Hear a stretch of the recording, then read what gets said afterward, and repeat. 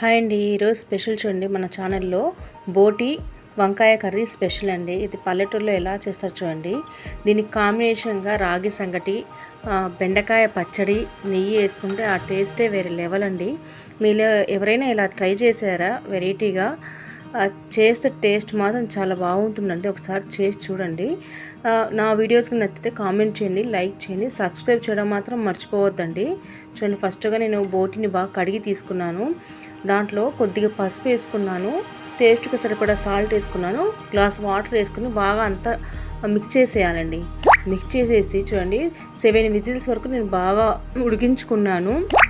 బోటి బాగా ఉడికించాక 4 టీ స్పూన్స్ ఆయిల్ వేసుకున్నాను.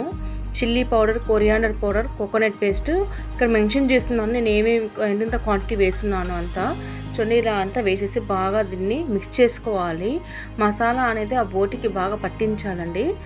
నెక్స్ట్ ఒక 3 టమాటోస్ తీసుకున్నాను.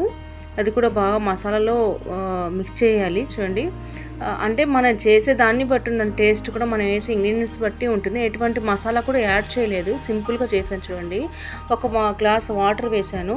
వాటర్ వేసి మళ్ళీ మిక్స్ చేశాను అంతా. అంటే ఈ గరం మసాలాలు ఇవన్నీ ఏం వేయలేదు, నేను నీట్గా సింపుల్గా చేశాను. టేస్ట్ కూడా చాలా బాగుంటుంది. దీంట్లో హైలైట్ ఏంటంటే బ్రింజాల్ వేసాను. వంకాయ వేస్తే ఇంకా టేస్ట్ బాగుంటుందండి. మామూలుగా బోటి కర్రీ చేస్తారు, కానీ ఇది బ్రింజాల్ వేయడం రేర్గా చేస్తారండి. ఇది రాగి సంగటిలో చాలా టేస్ట్గా ఉంటుందండి. రాగి సంగటే కాదు, మనం రైస్ చేసుకున్నా, చపాతీ చేసుకున్నా చాలా బాగుంటుంది. చూడండి, ఇలా బాగా ఉడికేలాగా వండుకోవాలి. అంటే మధ్యలో ఒకసారి కదిలించాలండి. కర్రీ అనేది పల్చగా ఉందా లేదా అని చూసుకోవాలి. మనకు కొంచెం గ్రేవీ వచ్చేంత వరకు చేసి 3 విజిల్స్ పెట్టి ఉడికించాలండి, కుక్ చేయాలి. చూడండి, 3 విజిల్స్ తర్వాత కర్రీ చూడండి ఎలా వచ్చింది. నాకు పల్చగా లేదు, గ్రేవీగా ఉంది. అంటే సంగట్లో ఇలా గ్రేవీగా ఉంటే టేస్ట్ బాగుంటుంది. మీరు ఇలాంటి కర్రీ ఎప్పుడైనా ట్రై చేశారా? ట్రై చేయండి, చాలా బాగుంటుంది. ట్రై చేస్తే నాకు కామెంట్ చేయండి. మీలో ఎంతమందికి బోటి అంటే ఇష్టం అండి?